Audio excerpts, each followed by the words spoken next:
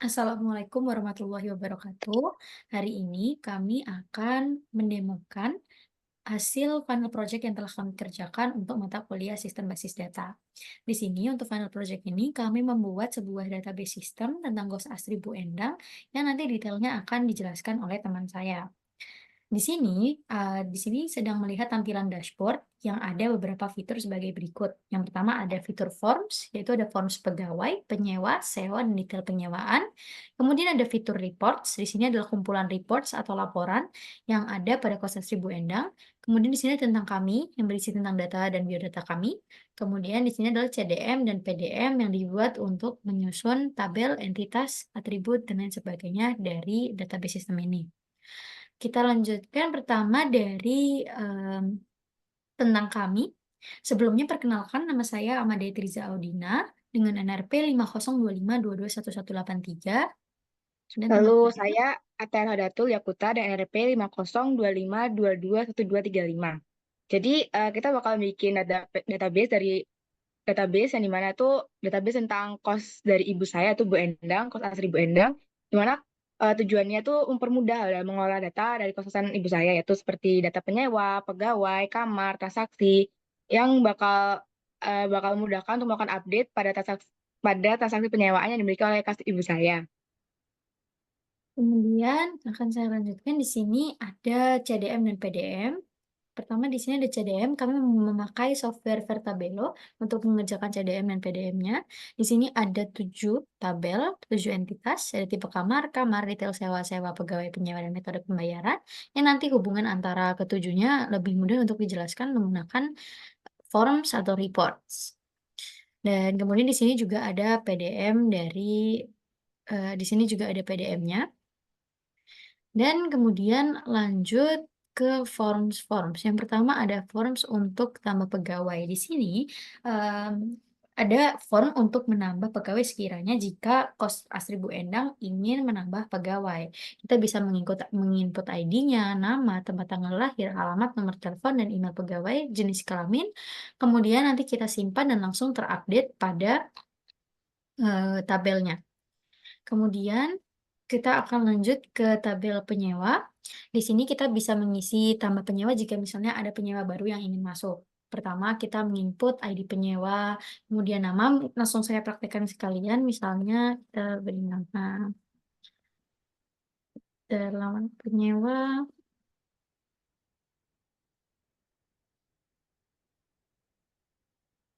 lalu kita bisa menginput nomor teleponnya, lalu status perkawinan juga. Di sini status perkawinan bisa memengaruhi harga, jenis kelamin, emailnya juga, dan nomor darurat. Nah, kemudian jika kita simpan di sini, nanti akan langsung terupdate pada tabel penyewa. Seperti ini, sudah ada Ataya. Kemudian kita lanjut ke form yang selanjutnya, yaitu form sewa. Di sini kita bisa melakukan sewa kos. Untuk melakukan penyewaan, kita nanti akan langsung masuk ke formulir ini. Kita bisa mengisi ID sewanya, kemudian tanggal transaksinya, lalu ada jumlah yang harus dibayar, dan penyewanya kita di sini langsung menggunakan combo box untuk mengetahui ID dan namanya. Nah, di sini, di combo box ini, nanti kalau misalnya tidak ada penyewa alias mau penyewa baru, kalau misalnya orang-orang yang ada di sini, ini untuk orang-orang yang ingin memperpanjang sewa misalnya. Namun jika kita ingin menambah penyewa baru, nanti kita bisa langsung klik tambah penyewa baru di sini, yang akan langsung menuju ke tabel penyewa.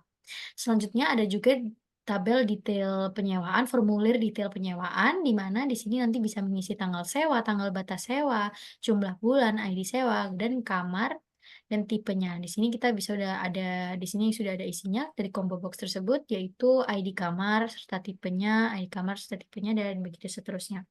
Dan jika di sini tidak ada, kita bisa tambah data sewa. Ya, kita bisa tambah data sewa terlebih dahulu, dan begitu. Dan selanjutnya, reports.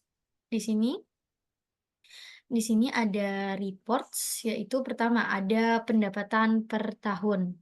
Di pendapatan per tahun ini di pendapatan per tahun ini, kita bisa melihat dari masing-masing tahun ada pendapatan berapa saja. Kemudian ada report lain, yaitu misalnya pendapatan per bulan, sama seperti pendapatan per tahun, tapi hanya saja ini ada tahun serta bulannya. Selanjutnya ada juga untuk reports, ada pendapatan per penyewa. Di sini pendapatan per penyewanya ada ini, ada semua ini. Dari masing-masing penyewa, misalnya ada Netlaga Lestari, dia total transaksi yang diberikan selama dia ada di Kosan Seribu Endang ada 7 juta. Dan lanjut, ada jumlah kamar per tipe kamar. Kita di sini di Kosan Seribu Endang kita punya 4 tipe kamar yang fasilitasnya dijelaskan sebagai berikut, harganya sebagai berikut, dan jumlah kamarnya ada 4, 4, 4, 3. Ini untuk masing-masing tipe kamar. Kemudian ada juga laporan transaksi. Di sini laporan transaksi ini memuat seluruh transaksi yang terjadi pada Kosan Seribu Endang. Dan kita juga misalnya apabila ingin menambah transaksi baru, kita bisa langsung mengklik tambah transaksi penyewa baru untuk kembali ke tambah penyewa. Dan untuk sisa query lainnya akan dijelaskan oleh teman saya. Oke, baik, saya akan share screen terlebih dahulu untuk aksesnya.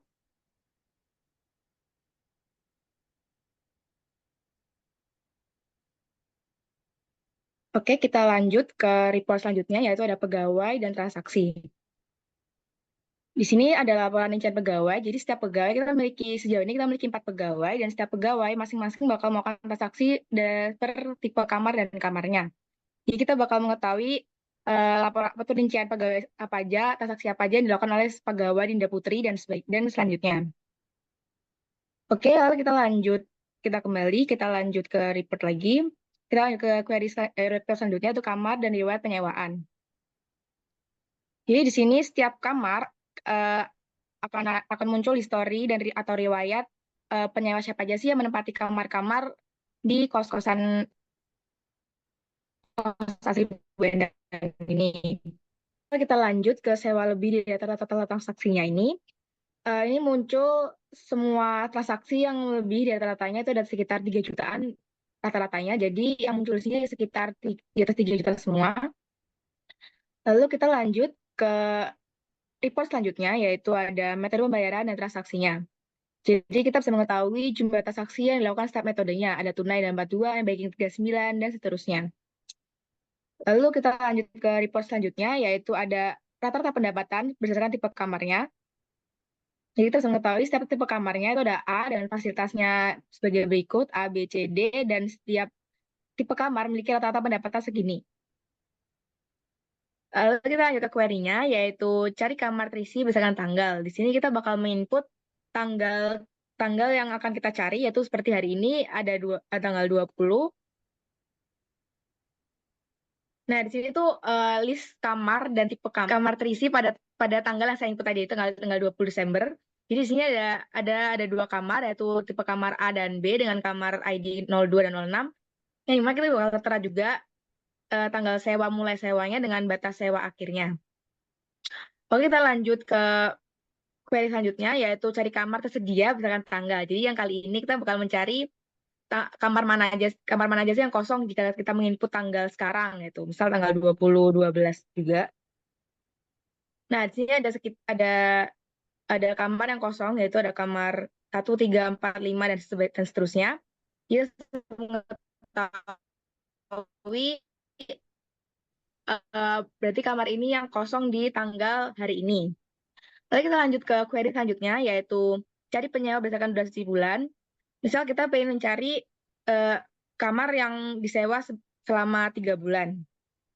Nah, kita bisa mengetahui penyewa siapa aja sih yang menyewa kos-kosan di kosan di Bandang ini selama durasi itu 3 bulan. Nah, ini ada banyak. Lalu kita lanjut ke query selanjutnya, yaitu cari penyewa berdasarkan kamar.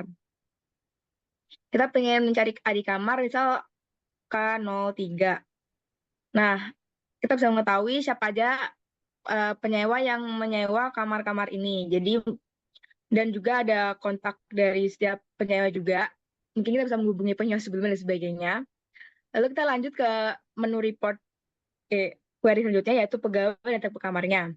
Jadi kita bisa menampilkan nama pegawainya, terus dan setiap pegawai itu bakal melayani atau melayani transaksi dan sebagainya itu setiap tipe kamar ya. Jadi kayak misalnya ada pegawai satu itu melayani tipe kamar A, 22B dan seterusnya.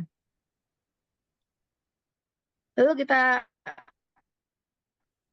balik lagi ke query selanjutnya, itu ada rata-rata total transaksinya. Ya seperti saya bilang tadi, rata-rata kira-kira 3, query selanjutnya yaitu rata-rata bulan sewa berdasarkan tipe kamarnya. Jadi setiap tipe kamar memiliki rata-rata bulan sewa, jadi kira-kira hampir 3 bulan semua buat setiap penyewa kamarnya. Lalu kita lanjut ke query selanjutnya, yaitu total pendapatan per penyewanya. Kita bisa mengetahui setiap penyewa ini melakukan melakukan transaksi berapa ke kitanya, ke kosannya. Jadi kita bisa mengetahui setiap penyewa mempunyai transaksi berapa. Lalu kita lanjut ke query terakhir, yaitu jumlah penyewa berdasarkan status perkawinannya.